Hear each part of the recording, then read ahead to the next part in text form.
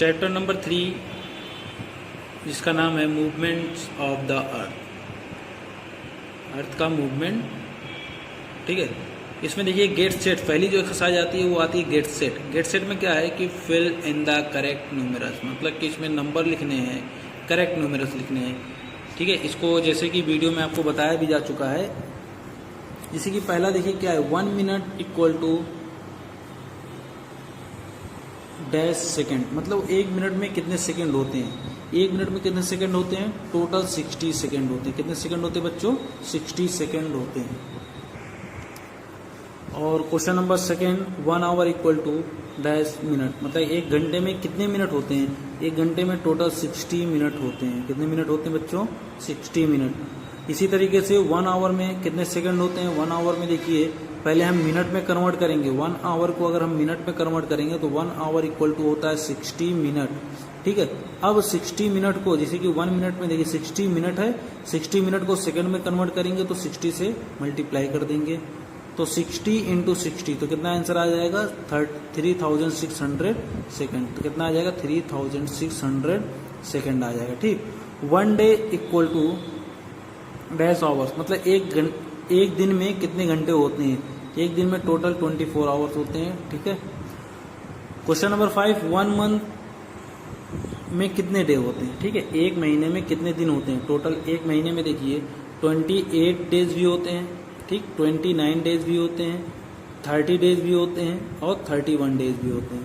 वैसे जनरली कितना लिया जाता है, 30 डेज लिया जाता है। ठीक है, अब देखिए 28, 29 कब होते हैं, 30 कब होते हैं और 31 कब होते हैं। देखिए 28 और 29 में जब लीप ईयर होता है तो फरवरी मंथ में 29 डेज होते हैं। जब लीप ईयर होता है तो फरवरी मंथ में 29 डेज होते हैं। ठीक, और जब लीप ईयर नहीं रहता है तो क्या होता है कि तब फरवरी मंथ में क्या होते हैं, 28 डेज होते हैं। ठीक है, और 1 ईयर में कितने मंथ होते हैं। 1 ईयर में टोटल 12 मंथ होते हैं। ठीक है, आप 12 मंथ के नेम कमेंट में आप लिखिएगा। ठीक है, एक लाइन से। फिर उसके बाद 1 ईयर में क्वेश्चन नंबर 7, 1 ईयर में कितने डेज होते हैं। 1 ईयर में टोटल 365 डेज होते हैं। ठीक है, और 366 डेज भी होते हैं। लीप ईयर में इतने डेज होते हैं, 366 डेज, और जो सिंपल ईयर होता है, जो ऑर्डिनरी ईयर होता है, उसमें 365 डेज होते हैं। अब 1 लीप ईयर इक्वल टू कितने डेज, 366 डेज। ठीक है, अब देखिए यहाँ पे ऊपर वाला ये दोनों क्वेश्चन सेम है। 1 ईयर इक्वल टू, तब इसमें क्या करेंगे 365 ही लिखेंगे, क्योंकि यहाँ पे क्वेश्चन दे दिया गया ना 1 leap year equal to 366 days. अब देखिए पेज नंबर 21 पे चेक पॉइंट है एक। तो इसमें क्या है कि चेक पॉइंट में दिया गया है कि फिल इन द ब्लैंक। ठीक, इसमें हमको क्या करना है, फिल करना है।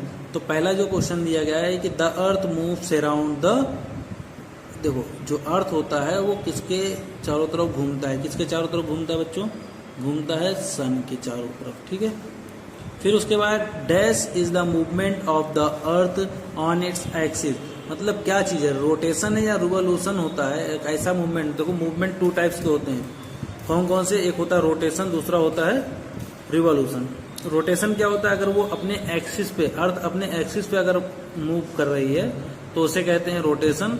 अगर वो क्या कर रही है कि सन के चारों तरफ मूव कर रही है अर्थ, तो वो क्या होता है, उस टाइप के मूवमेंट को रिवोल्यूशन कहते हैं। ये देखो अपने एक्सिस पे मूव कर रही है तो इसका मतलब ये क्या रहेगा, रोटेशन होगा। ठीक है, फिर उसके बाद question number 3, to rotate once on its axis, मतलब कि अपने एक्सिस पे अगर एक बार रोटेट करता है, कौन था, द अर्थ। अगर अर्थ रोटेट करता है तो टेक अबाउट, तो कितने टाइम लगते हैं, कितना आवर लगता है, कितने दिन लगते हैं, तो लगता है 1 डे। कितने दिन लगते हैं, 1 डे लगता है। या 1 डे में कितने आवर होते हैं, 24 आवर्स होते हैं। ठीक है, ऐसे लिख सकते हो, 1 डे भी लिख सकते हैं या 24 आवर्स।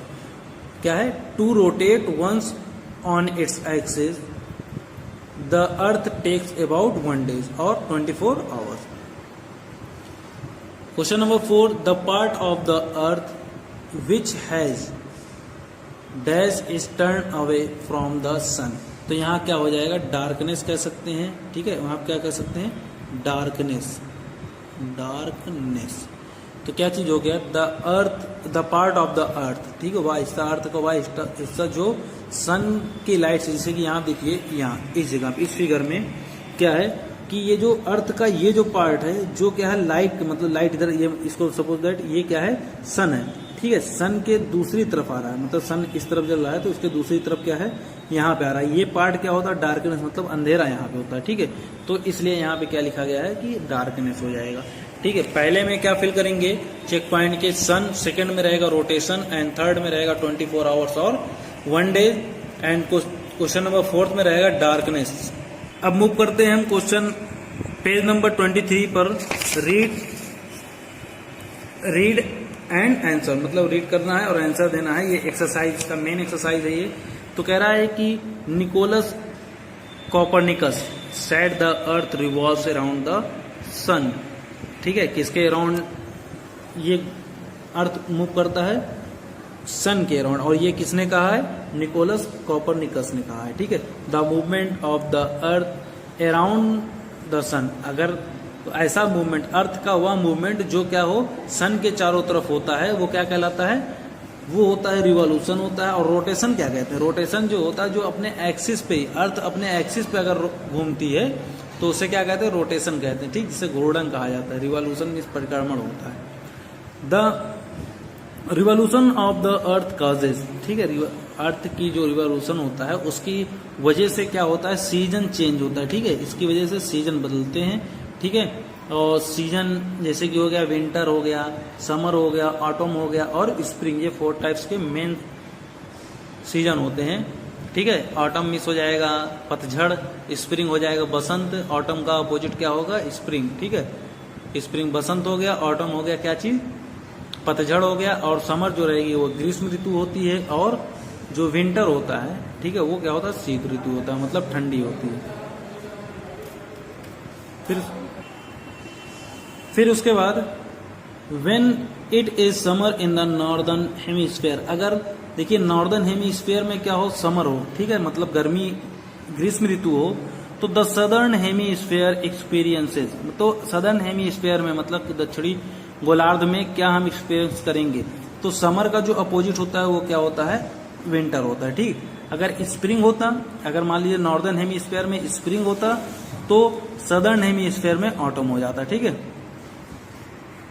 अब देखिए एक्सरसाइज बी क्या है कि 2 underlined word in each sentence is incorrect, मतलब जो अंडरलाइन वर्ड है, देखिए सन है, पहले में सन है, दूसरे में वेस्ट है, रिवॉल्यूशन, सर्कुलर, विंटर, पांचों में अलग अलग है ना, तो ये जो है इनकरेक्ट है, इसको आपको क्या करना है कि करेक्ट करना है। तो करेक्ट करना मतलब कि आपको यहाँ देखिए आगे कुछ स्थान दिए गए हैं उसको आपको फिल करना है, इसको रिमूव, इसको हटा देना है यहाँ से, ठीक है। The sun rotate from the west to east, मतलब सन जो होता है वो घूमता है कहाँ से कहाँ तक, वेस्ट से ईस्ट तक, ये गलत है, सन नहीं घूमता, ये कौन घूमता है अर्थ घूमता है, ठीक है, EARTH। The sun rise in the west, नहीं, क्या होता है कि सन जो होता है पश्चिम में नहीं निकलता, पश्चिम से नहीं निकलता, निकलता कहाँ से है ईस्ट से,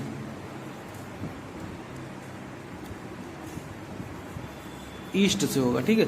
और ये क्या होगा, अगर ऐसे कह सकते हैं वेस्ट कब रहेगा, the sun set in the west, ठीक है। अगर यहाँ पे अंडरलाइन, यहाँ पे राइजेस पे अगर अंडरलाइन रहा होता तो आप यहाँ पे क्या लिखते हैं सेट लिखते हैं, ठीक है।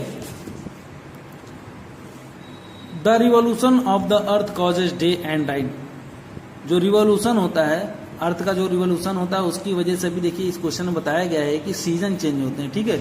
और रोटेशन यहाँ पे होगा, रोटेशन से डे एंड नाइट होता है, ठीक है, क्या हो जाएगा रोटेशन।